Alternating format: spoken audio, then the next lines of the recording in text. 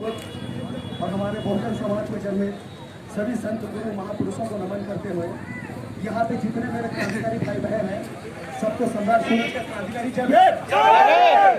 साथियों, आप लोगों को समझना होगा जो हम लोग करते हैं ना, जो एसपी ऑफिस ये ऑफिस जो घेराव करते हो ना, एकदम सही होता है यार।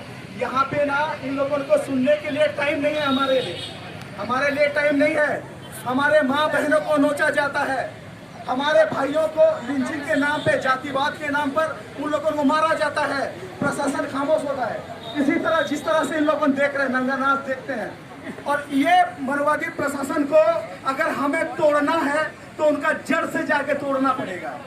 कैसे कैसे तोड़ना पड़ेगा? जैसे हम लोगों को बैलेट पेपर है, बैलेट पेपर के जरिए, और इन लोगों का जो गुरूर है, इन लोगों का जो एकता है हमारे समाज के, जो इन लोगों हमारे समाज के कुछ दलाल चमचा लोगों को ले लेते हैं और कुछ इन लोगों अपने अपने प्रोपेगेंडा फैलाने का कोशिश करते हैं। आज देखिए, इसी लोगों के लिए आज हमारे ये जो खुदरा बरगढ़ में जो हुआ है, जो मानसिक जो अंजाम दिया गया है मनवादी लोगों के द्वारा, 12 जन एक माँ को नोचे हैं।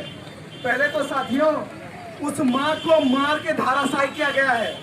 आप लोगों को समझ में आता होगा, उनका इंटीरियर जो जगह होता है, उस जगह में मार के उन लोगों को मार के पहले धाराशायी किया गया है उस माँ को, उसके बाद उसको रेप किया गया है।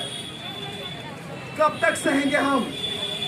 ये जो वो वाला हमको याद दिला देता है, जो फूलन देवी जो केस होता है, फूलन देवी हमारे माँ को, हमारे बहन को बहुजन समाज उत्तर प्रदेश में जो घटना घटा था, आज हमारे उड़ीसा के जमीन पर ये वाला घटना घटा है।